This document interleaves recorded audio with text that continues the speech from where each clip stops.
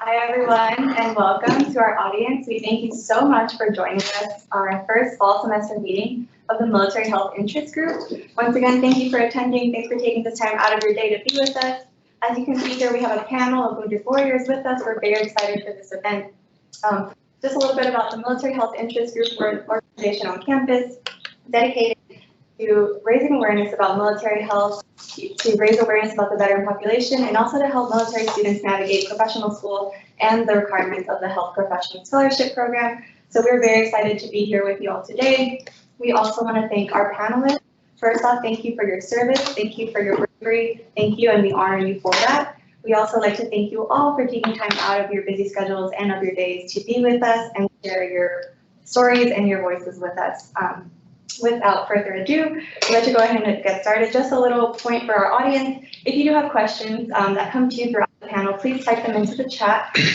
We ask that you not mute, but just not unmute, sorry, but type them into the chat and we'll get to them in the order that you put them in the chat. And we just really want you guys to engage with our panelists and learn more about them. So with that, we'll go ahead and move into introducing each of our panelists. We'll start with Micah. Micah served with the 3rd Battalion, 1st. Way through 2008. For health, I've experienced a variety of different systems. First of all, the VA.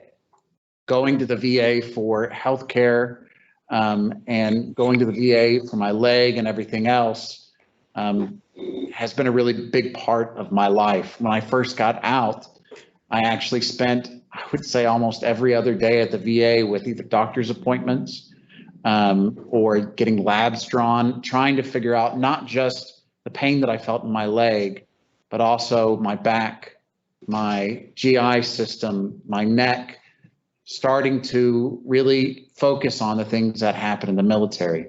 I also have TRICARE as a retiree from the Marine Corps. So I see doctors outside of that. And actually the last surgery I had was from an old retired Navy doc that did my surgery and took some hardware out. For me, military health is a constant daily thing. I deal with my issues, variety of different issues like arthritis, pain in my leg, post-traumatic arthritic pain in my leg, as well as mental health issues that I have to really focus on to make sure that I'm moving forward every day. Actually, we were talking before this about arthritis, about how all of us are kind of achy right now. Because the weather kind of keeps changing, right? At a very young age, we started feeling that. And that's kind of my story in a nutshell. Thank you, Micah. So now we'll move on to our little introduction of our next panelist, Anna. Anna Teresa Lorton Lanson served in the Army and deployed during OEF and then again during OIF. After her time on active duty, she transitioned to working with military families on the DoD side of the house. She served a combined total of over 12 years between the two. Anna is now a disabled veteran and is also married to a disabled combat veteran. Due to her health issues, she is no longer able to work, but continues to volunteer by advocating for veteran issues and helping fellow veterans when possible. Anna is also passionate about advocating for MST survivors, as she personally experienced that struggle early in her time in service. She has recently worked to advocate more for women veterans issues. So Anna, could you elaborate on your introduction? Absolutely. So I joined the military at 17, actually, right out of high school. And so early on in the 90s, women veterans, the MST obviously was still very much something that was kind of still swept under the rug. And so that's something that I experienced coming into the military. So PTSD stemming from that was something that I struggled to and didn't acknowledge right away. So I didn't get counseling for that portion of it until much, much later on, until after I exited the military many, many years later. From the combat portion of it, I was part of the initial invasion into Iraq in 2003 with the 3rd Infantry Division. And so, losing soldiers and myself being part of that, that's something that, we all struggle with being soldiers and being leaders, and that part of the military, you know, mentally obviously affects all of us, and something that we all, I think we can all relate to. And those are things that are invisible wounds that is not something that we acknowledge right away, and is a hard part of our transition when we come out of the military. I'm sorry, so anyways, I have cognitive issues, so sometimes I lose track of my thought. But so, I deployed to Iraq, and, 2003. 2003.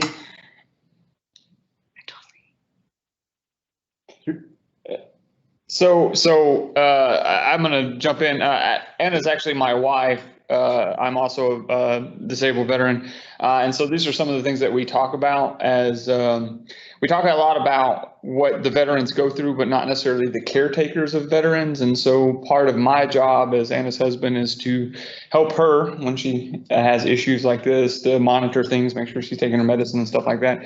But she also has some cognitive issues, and so sometimes she kind of stumbles on her words, but she also develops some neurological issues due to some of the things she was exposed to and stuff downrange. So she's actually developed epilepsy, and so she has short-term memory loss and some cognitive issues and stuff like that. So, and it happens a lot, especially when you're nervous and people are watching you on TV. So, yeah, sorry, I just I have problems, and then my thoughts and my words don't connect. And they believe that it came from the burn pits. I was actually a fueler, and so part of my job when we first invaded was actually to hose down a lot of the detritus and stuff that was going to be burned, so nobody could get a hold of it. And so Yes. she had a lot of exposure to fumes and things like that. So she's developed, like I said, epilepsy, some autoimmune disorders and things like that. So when I get under a lot of pressure and whatnot, I start losing my train of thoughts. So that's why, luckily, I have a supportive husband who speaks Anna and can jump in and kind of, but it makes it difficult when you're in doctor's appointments or whatnot to try to explain that, what's going on. But when I got out of the military, when I say I worked with families, is I transitioned easily into the DoD side of the house. And at the time, I was a FRSA, which is a family readiness support assistant. I was part of the pilot program, and was one of the first to develop that program and create those positions. I think there were 9 of us that kind of see if that was something that the Army or the DoD, if that was going to be something helpful for them to start making or whatnot.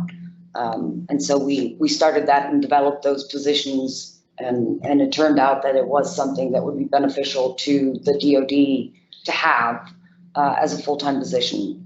So. Thank you, Anna.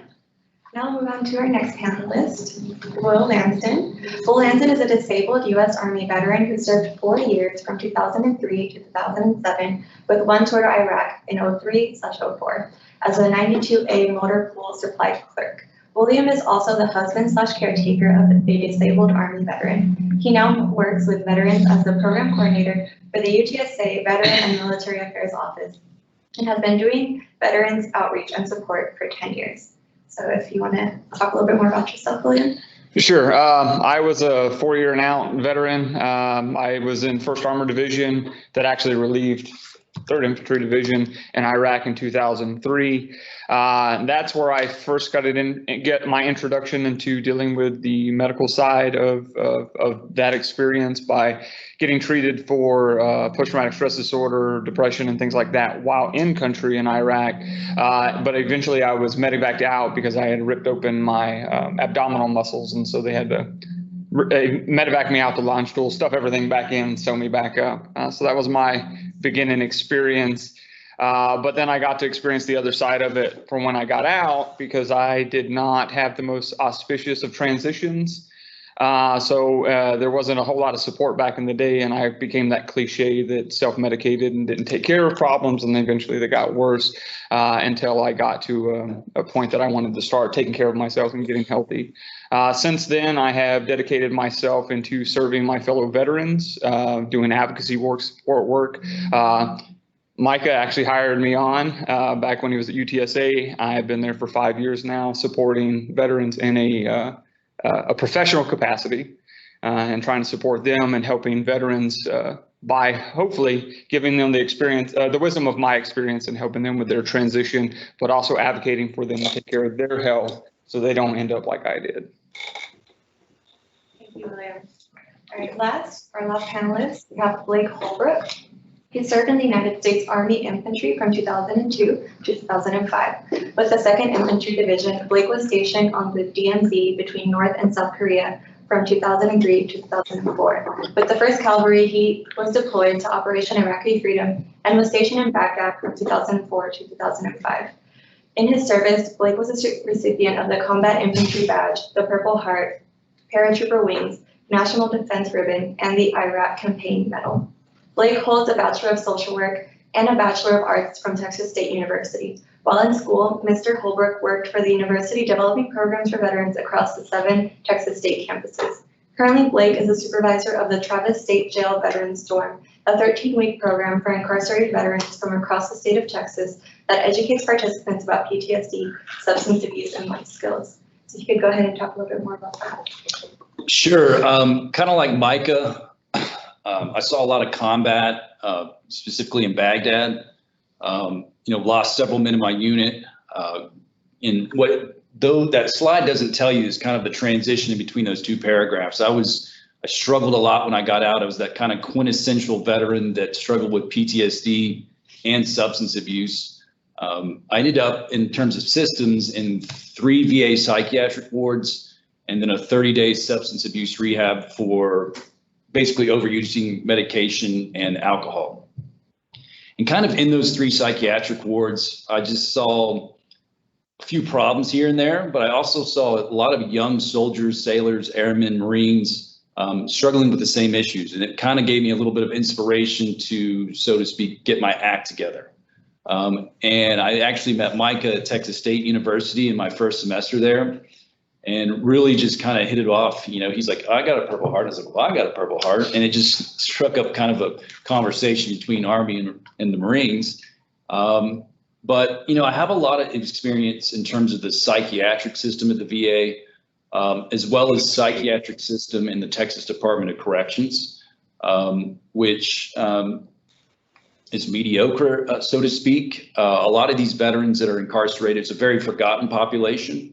But they're struggling with the same issues that I was, substance abuse, mental health issues, traumatic brain injury, all of the physical ailments that I have, arthritis from grenade wounds, GI issues, all sorts of things. So I just have a lot of experience with Texas Department of Corrections. So, thank you. Thank you, Blake. All right. So with the introductions done, we'll go ahead and move on to some questions for our panel, if there are any in the chat. All right. So we'll ask our first question for our panel is,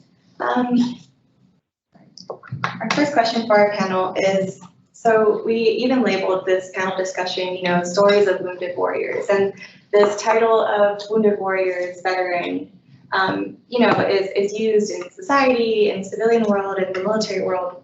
So what does that title mean to you? Is it something that you identify with, or you kind of had to get used to? So talk a little bit about what wounded warrior means to each of you.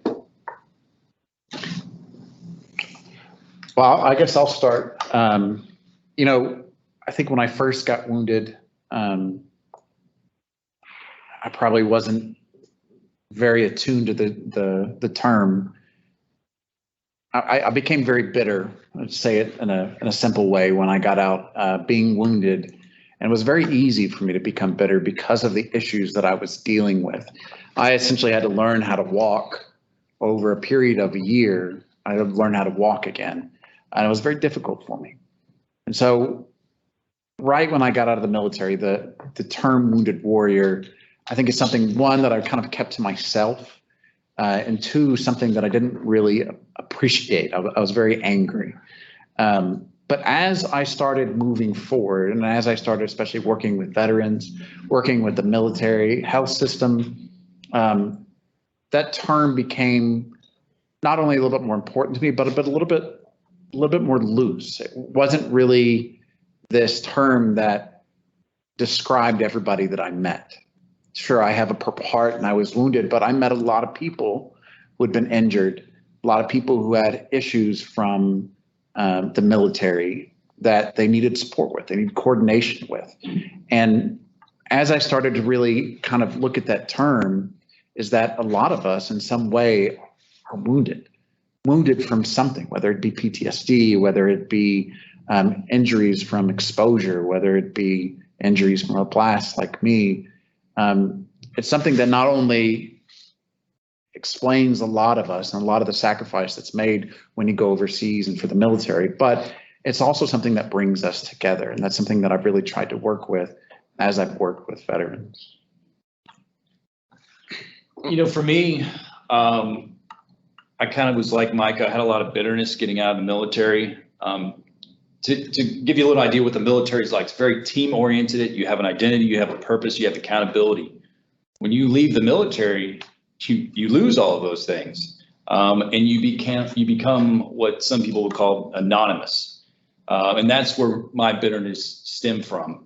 But when I sort of get labeled as a wounded warrior, the one thing that it gave me was an identity, a new identity.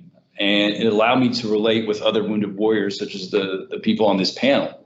It also gave me a bridge to educate the civilian population on what wounded warriors go through. There's only 1% of the population that serve in the military. So the other 99% really sometimes have trouble grasping what it means to serve. So I spent my time as a wounded warrior educating college classrooms. This panel is an example. So, I mean, identity is the big one. And I think identity is one of the things that veterans struggle the most when they get out. Well, I think when we're talking about identity, this is where I differ because I was not wounded. And amongst the veteran community and many of the systems that support them, there is a distinction between injured and wounded. Because I was injured in Iraq, I was not wounded in Iraq. And as we're talking about identity, when I got out, I didn't seek a lot of help because I was injured in Iraq, not wounded, which means that the distinction is that nothing the enemy did directly caused my injury. And so I did not identify with wounded veterans because my injury was different, and therefore I did not allow myself to be part of that community. I self-separated out because I didn't identify that way. And I don't think I'm the only one. I think that's prevalent amongst the military. And I think that as we talk about PTSD, that's another thing that's not a physical injury or a physical wound, rather it's a mental thing. And so it's a spectrum. And I think we as veterans have a tendency to categorize ourselves, trying to find that identity post-service, and we don't necessarily get the same treatment or seek out the same treatment for our injuries as we should. I'm not saying we shouldn't, but we should. But we take it upon ourselves not to get treated. So. I have to agree a little bit with what Will said, and especially maybe as the only female here, especially coming back and then getting out of the military. It's very isolating because one, especially when you go into places like the VA, you're instantly looked at as, oh, you're the spouse and even other veterans, it's very isolating. The term, well, you don't look like a vet, is generally the term I'm given most of the time. So you become very angry. It is, very, you get kind of bitter, or that I'm too young to have the injuries that I do, or the illnesses that I do, that women couldn't have seen combat, or couldn't have the injuries that I do, or the problems that I do. And so it does feel very isolating. It does feel, and I think that compounds the problems with the PTSD, and oftentimes for me would compound not seeking help, and the guilt, whether it be the survivor's guilt, or my ability to want to seek help outside of it compounds the problem of the mental health aspect of things. So I think it made me not seek help, or not feel like a wounded warrior, or even a warrior in itself. It made it very isolating in that aspect, because even though, like it was said, that it's only 1% of that population is in the military, and then being a female on top of that, it's an even smaller percentage of that. So it tends to be, a very, very small percentage, and so it feels very isolating on top of that. I think isolation here is kind of the key term that we're hearing, right? And I think there are a lot of different things that can isolate us when we get out of the military, but the separation and the chasms that are essentially created are kind of what perpetuate it. That's what I'm really hearing from y'all. And I know when I got out, one of the things of being a wounded warrior, I really didn't want to go to events. I really didn't want to go and hang out with a whole lot of people, because I didn't want to be around people. And the one thing that helped me was finding people that I related to. And the big mistake that I made when I got out was I've really found the other infantry guys, right? The other infantry, Marines specifically, and really tried to kind of make that group. But it's something that I couldn't really, that didn't last for that long. It didn't have a good foundation. And once I really kind of started branching out, I saw that all of us have these similarities of wounded warriors. Each one of us wake up at some point during the day with aches and pains. We all deal with some sort of issue that was caused by our military service, and we all have to seek help for it. Right? So I think finding those similarities is what helped me a lot. Thank you, guys. I think it's just interesting because it's a term that is so prevalent, and I've never stopped and asked, well, what do actual wounded warriors think about that term? So thank you guys for sharing that. So if you don't have any questions in the chat, I'll keep going. So I want to hear a little bit about maybe how your military injuries affect your daily lives. And I know we touched on it a little bit, but maybe how they affect the ones around you, your loved ones. Well, I think that everybody sitting here today can say that it touches every aspect of our lives. Not many times that we wake up that we're not in aches and pains. Like today with the weather changing, I feel like my knees are made out of gravel. So it's a daily thing, dealing with just the aches and the pains, what food you can and can't eat.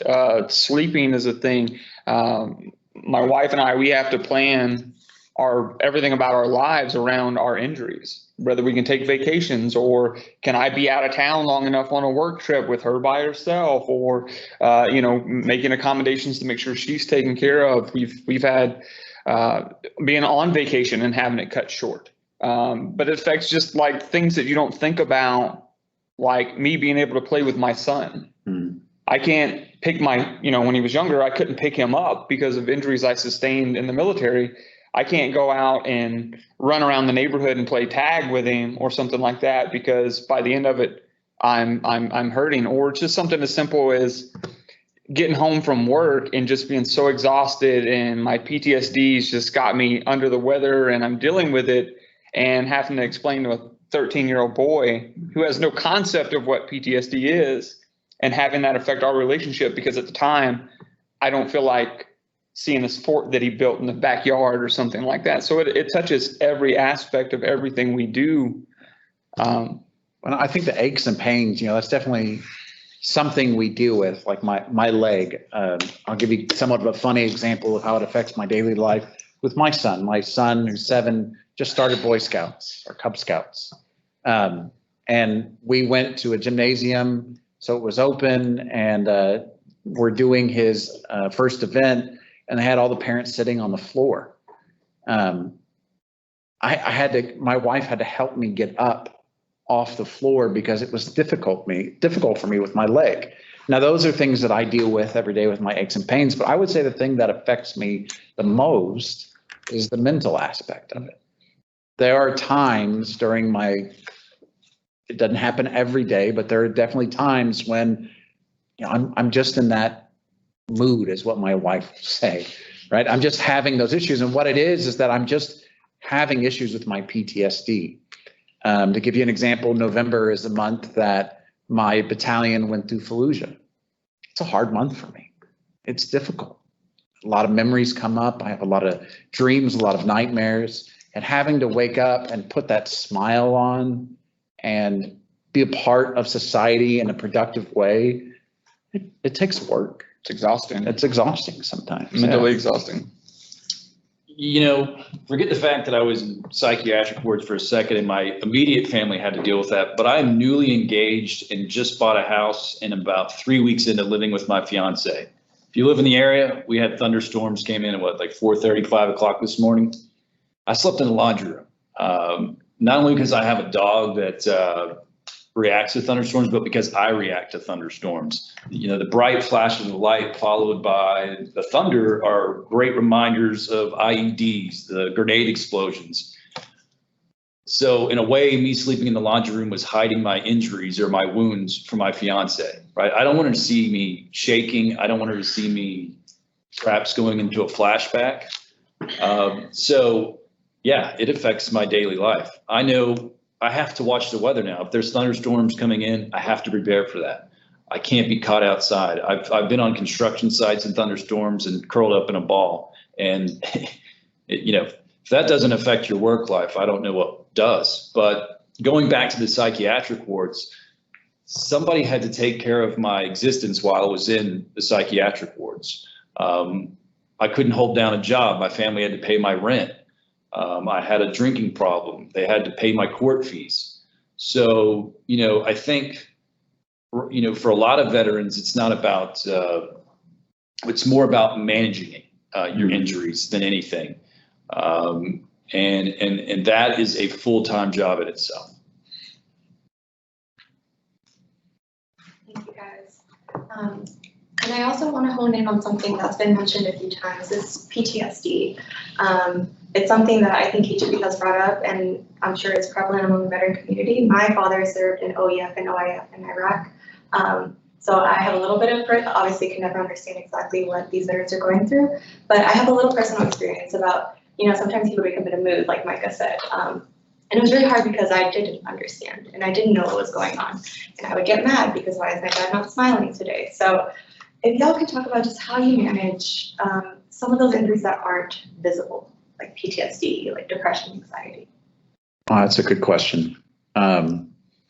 It's a daily thing. And I think what's important to note is as PTSD in the military is not just caused by, being wounded, shot or blown up. PTSD in the military is a overreaching thing. A lot of people in the military affected it for various reasons. And how to manage it, I can tell you how I didn't manage it. I think that's probably a good way to go from here is when I got out, I like I said, I was really angry. I promise I'm a good person, but I was really angry with everything that was going on. And I'd go to sleep at night. I'd think about things that happened in combat. I'd think about the people we lost, put on the fact that I had friends who were committing suicide at the time that just kind of perpetuated and made my PTSD a lot worse. And what I did was isolate myself. I isolated myself away from my wife. I isolated myself away from society. And all that did was make things work. It drove me to drink a little bit. It drove me to be a person who I didn't want to be. And it was actually my wife who, to say it frankly, kicked me in the ass a little bit and made me go see somebody and made me get out and find a community that was similar to me. And once I did that, it didn't solve it, it didn't cure it, but it helped me to understand the things that I needed to do every single day in order to manage that issue. I was kind of like Micah, where I managed my PTSD with alcohol. 3 months after my honorable discharge, I got a DWI and blew a .266 to give you an idea of how much I was drinking. And that went on for years. That compounded with medications from the VA really created a situation where I ended up in those psychiatric wards. So obviously drinking and pills don't go well together. When I got to the substance abuse, I kind of decided that maybe pills weren't my best option. Medication has its time and place, but for me, it wasn't working, especially somebody that was struggling with substance abuse. Where I began to manage my symptoms was through nature. I got involved in an organization called Project Healing Waters Fly Fishing. They literally teach disabled veterans the art of fly fishing. Doesn't matter if you've never fished before. So for me, being in nature, fly fishing is one, as well as just hiking, just taking a walk in nature. It helps me a lot when I isolate and I keep all those feelings inside and all that energy is in one room. If I can go outside, that energy can go outside with me.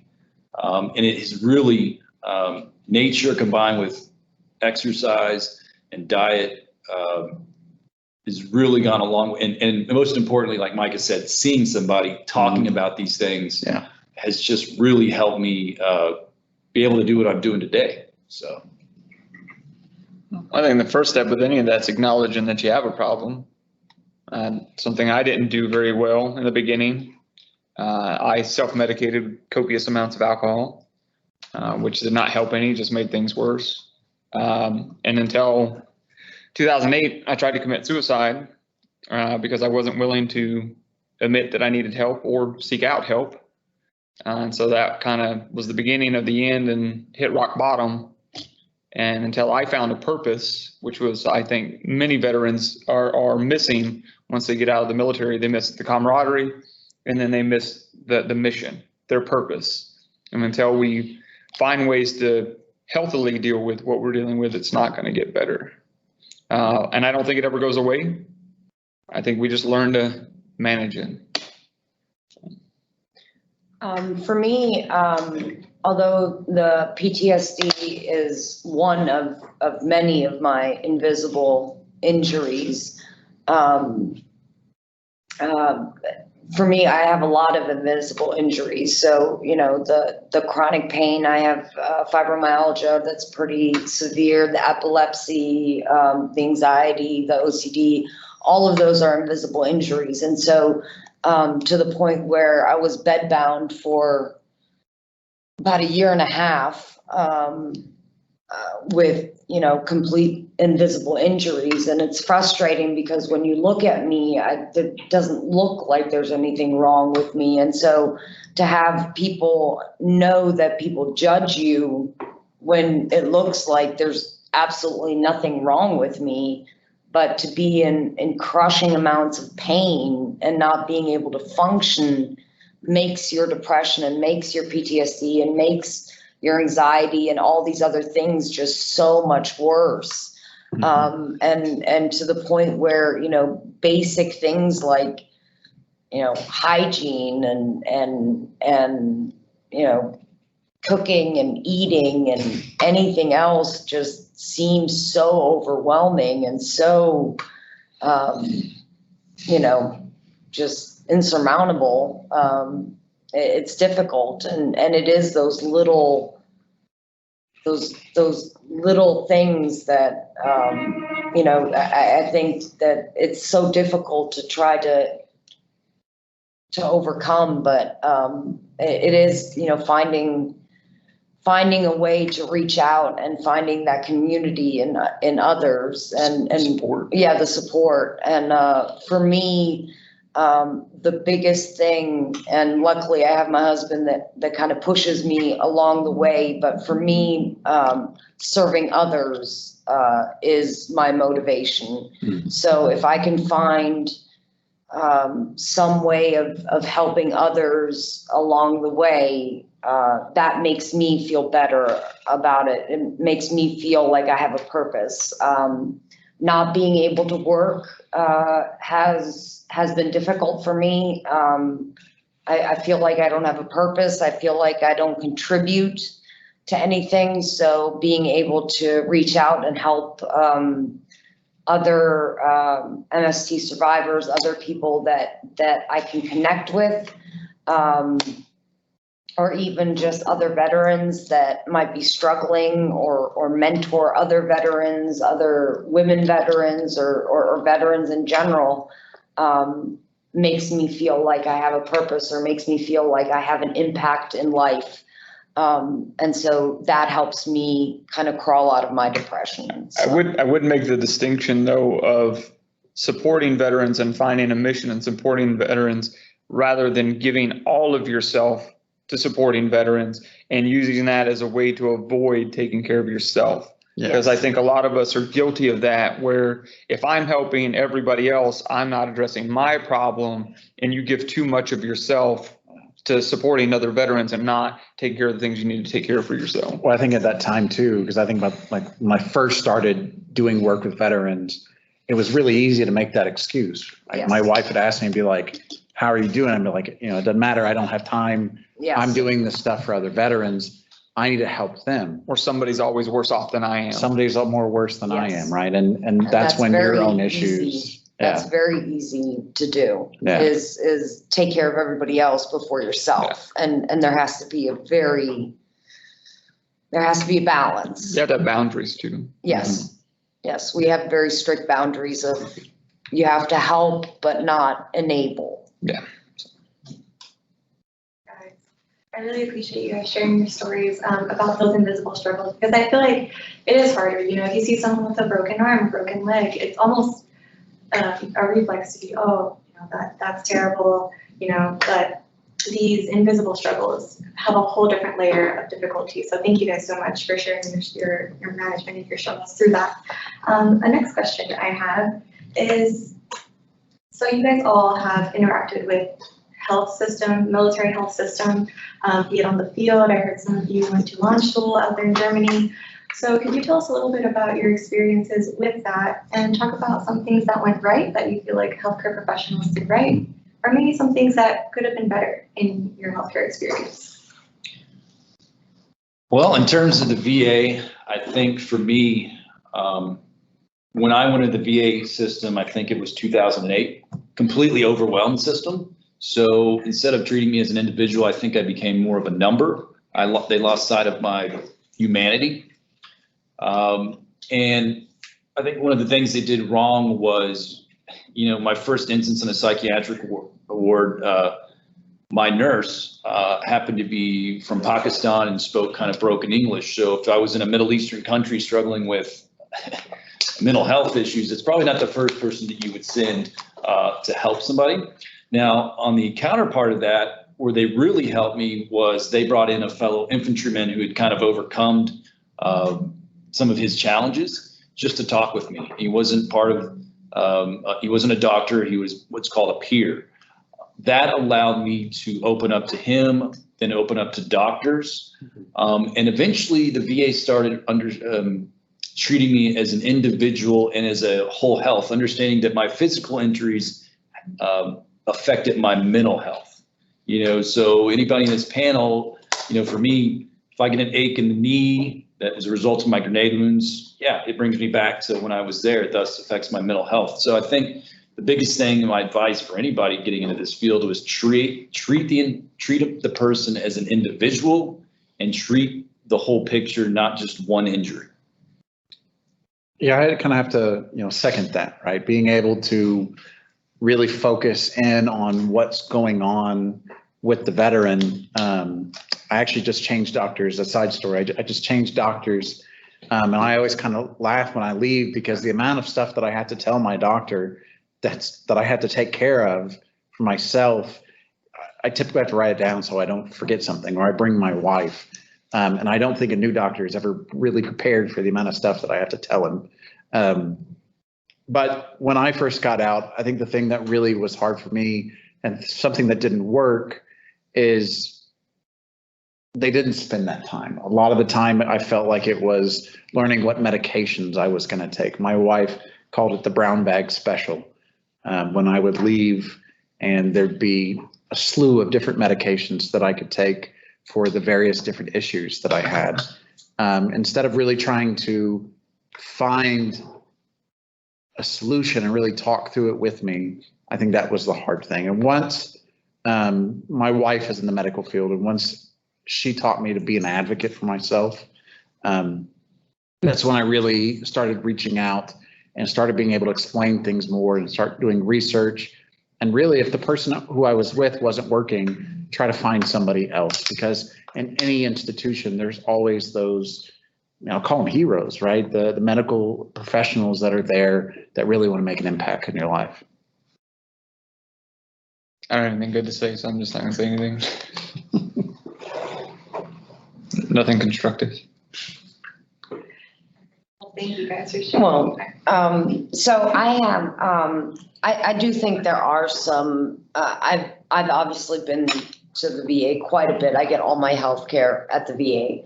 I think there are some good programs at the VA. I think the whole health program at the VA, the new, well, I guess it's not new anymore, but the whole health program at the VA as a whole, with acupuncture, what else do they do? The Massage therapy, and all music that. therapy. I think that's a pretty cool program, and I think that's pretty great. I have had some good things there. They came out, and when I first started having seizures, they came out and they installed handrails and stuff like that at our house, and that happened pretty quickly. And well, they did a lot for her to help her with her quality of life outside of just going to medical appointments, which is important, because one thing that we've only touched on a little bit today is depression.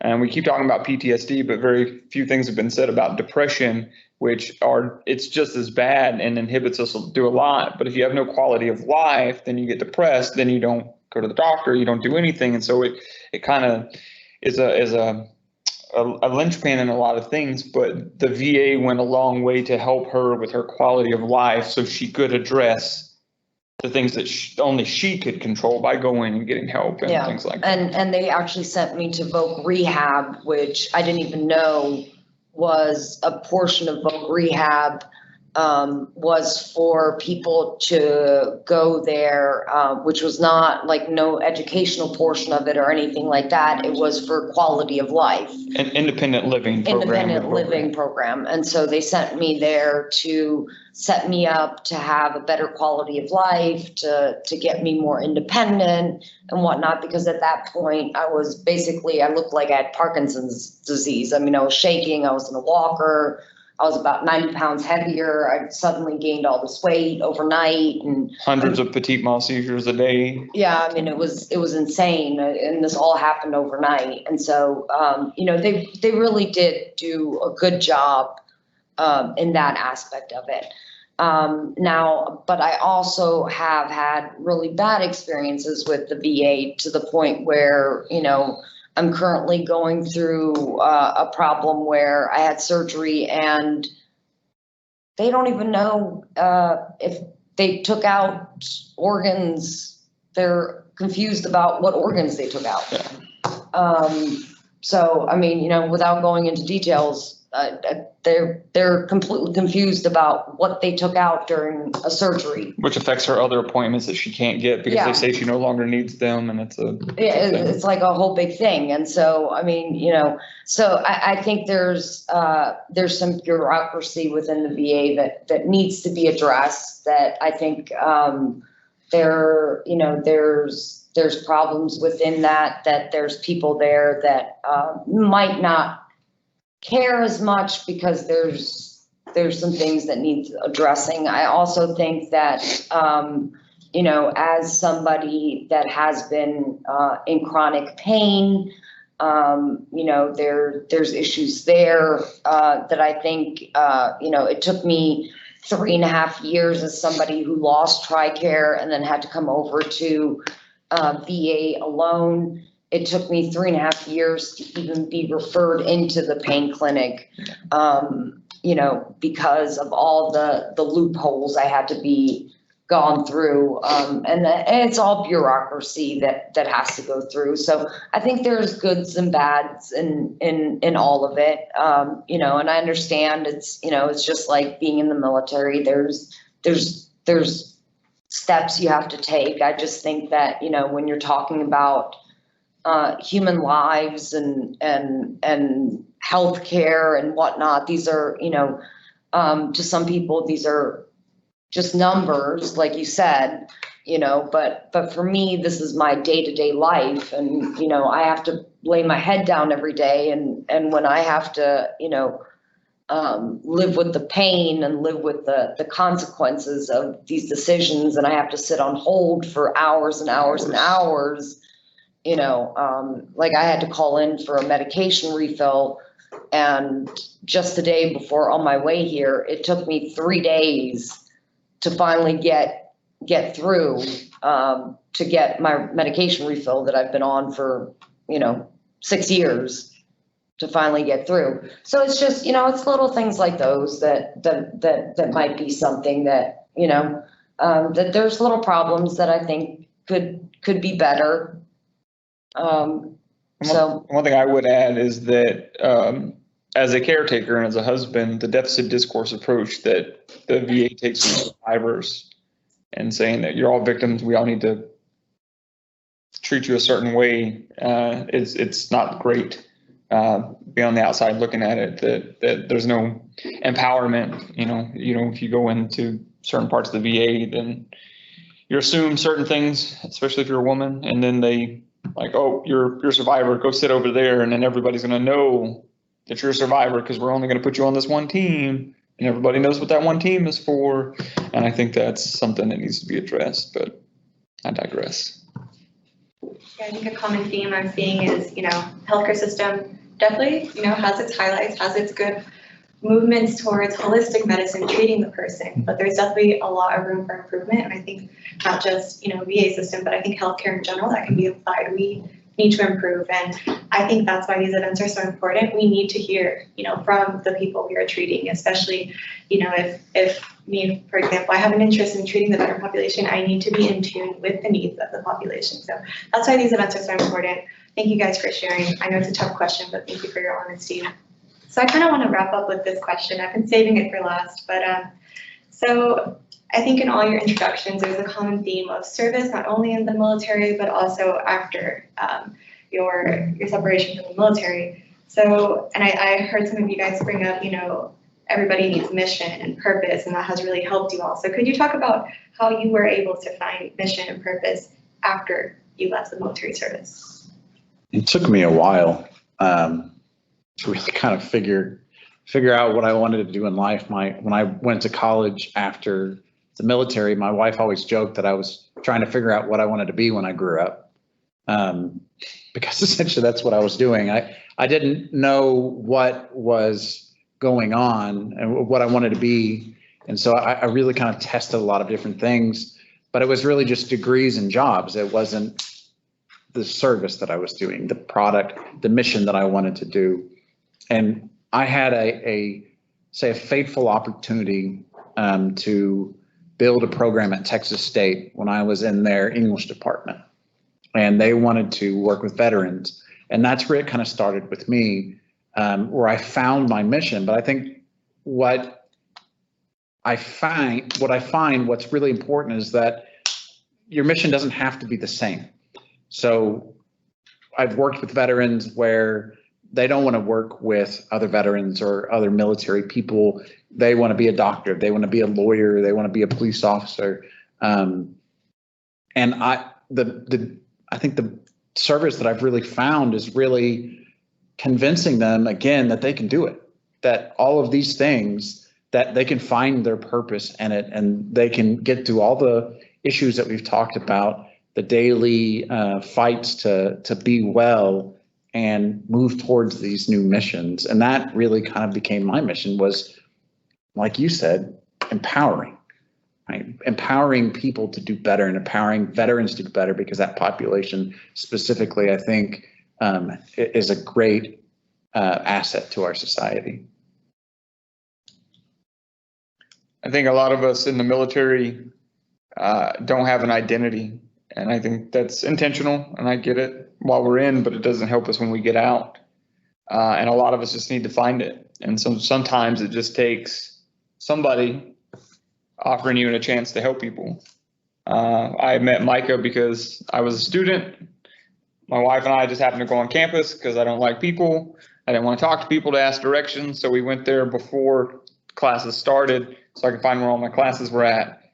Micah just happened to be there. We struck up a conversation, and a few weeks later I was working for him. But it allowed me the opportunity to do what Anna and I do on our own. He says, you're already helping all these vets. You're already doing all this support work and empowering vets and doing that. And he's like, well, let me pay you to do it. And so that's what I did. But sometimes the universe gives you opportunities, and you got to be willing to hear it. Mm-hmm. And sometimes take that opportunity and create that opportunity. The position that I'm in now, I created it. And it allows me to go from where Micah brought me on as a part-time student worker to now being the program coordinator for the office and offering comprehensive support to veterans, that want to come to school, that want to better themselves, that want to find that mission. And it gives me the opportunity to support them and help them discover themselves, discover their identity, and find what their mission is. I think politics aside, my mission in the Army Infantry in Iraq was to help. If you can break it down to a fundamental word, was to help. And when I got out, I felt like I wasn't helping anymore. And that created a lot of internal issues for me. Micah actually got me in the business of helping veterans at Texas State University. But I think my current program, working with incarcerated veterans, for every one panelist up here that's speaking, there's thousands that just don't want to talk about it. And in my jail program, that's exactly what I do. We talk about it. I usually begin by my story, some of the stuff I've shared with you today. And it goes back to that also helping, but also empowering. A lot of the veterans in my jail program are struggling with the same issues that have been spoken about today. They just need somebody to listen to them, and more important, somebody to guide them, empower them to use the resources that are there. There's plenty of resources. It's a matter of finding them, the right ones, and utilizing them. And that's kind of how I found my mission, was just to go back to what I learned in the infantry, was to help. For me, I think the biggest thing is that I've always been drawn, like I've wanted to be a soldier since I was probably 3 or 4 years old. And after that, I went to school to become a nurse. I went to nursing school at Southern Miss. And I've always just wanted to help people. That's all I've ever wanted to do. And so now, not being health-wise, being able to work full-time or anything like that, finding opportunities to help people, be it veterans because I'm drawn to them because that's a population that I'm connected to or whatnot, is just because I'm surrounded by other vets. I know Micah, I know my husband, obviously, and Micah asked me to be on this panel. As you can tell, I've never been on a panel or anything like that. I'm kind of new to this. But just, it feels good. It feels good to be able to serve a community or to serve other people. So I think it's just a natural progression of our service in the military, and it feels natural to just continue to serve and continue to help others to feel a sense of purpose in life in general, you know, and so it's just, you know, I think we all want to have a sense of purpose in life. And so, you know, it doesn't stop just because you get out, you take off the uniform, and I don't think it'll ever stop, you know, even when you're done working. I think, you know, it just continues. I think there's just a part of us that just wants to continue to serve, no matter what our age, no matter what our, you know,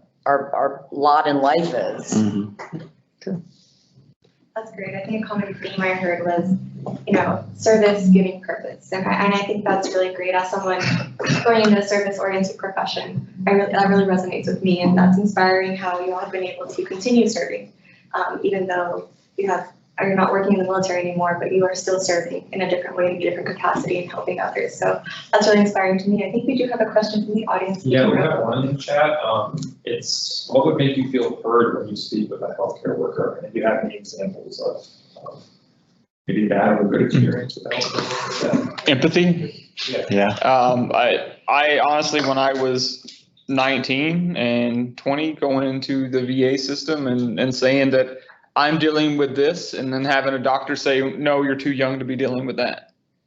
And just being discounted, that I know what I'm going through. I know what's happening with my body, and I'm saying I'm hypertensive. I'm dealing with arthritis and back pain and all these different things. But to be told, you know, flat out, there's no way, you're too young to be dealing with these problems, and being dismissed, that's rough, and that's a hard pill to swallow, and it really damages your relationship and your willingness to keep going to your appointments. And so if you don't feel validated, if you don't feel heard, then you can't be part of the process.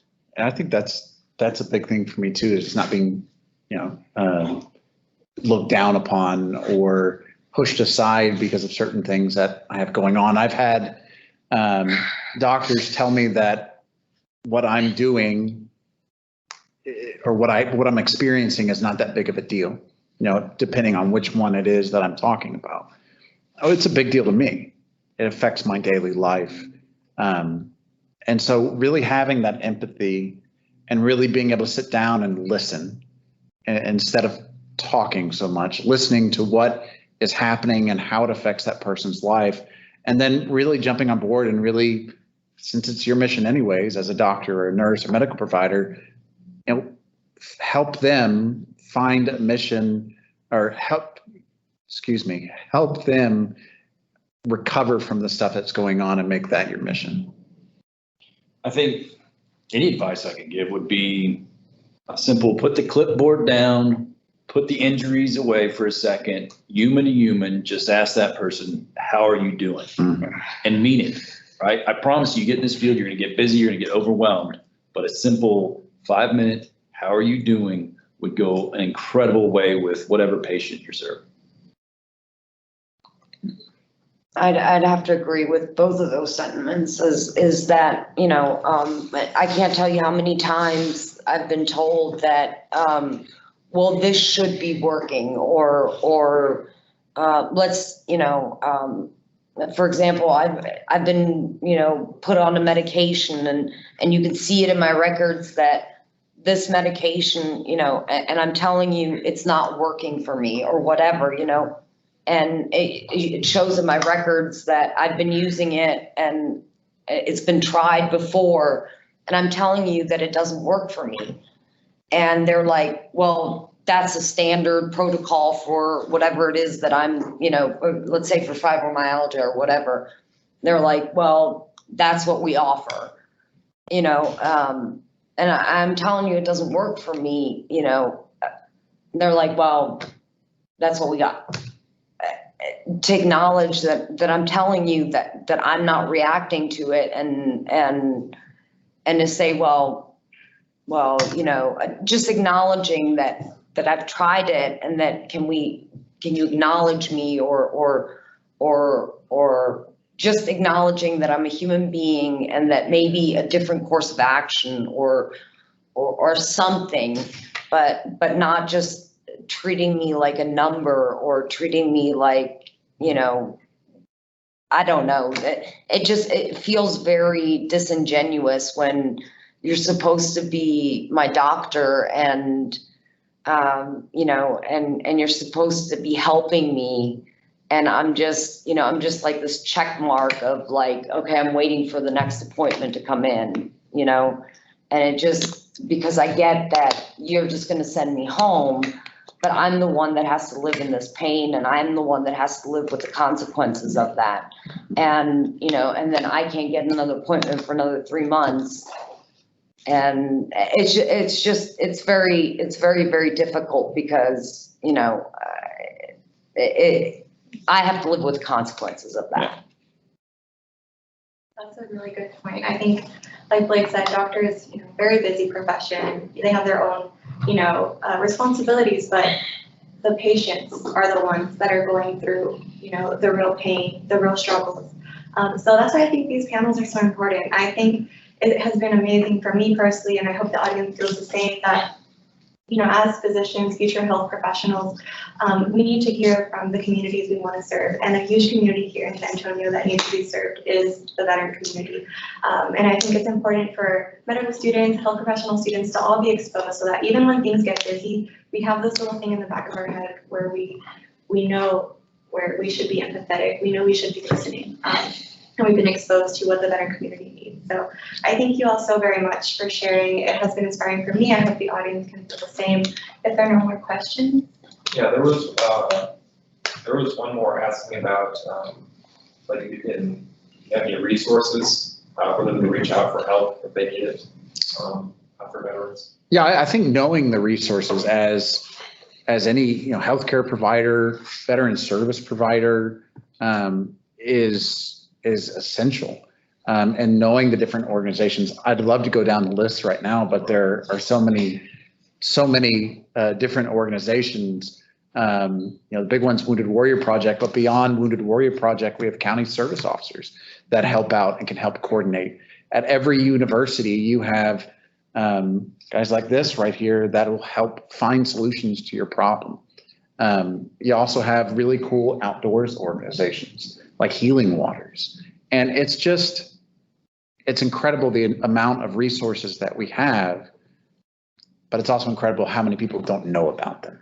And so really just kind of educating yourself about what those resources are, going on the internet and Googling veteran services in San Antonio, a bunch of stuff is going to come up, and know what that is. So when you hear a problem that's occurring, being able to coordinate with the appropriate service if that's applicable.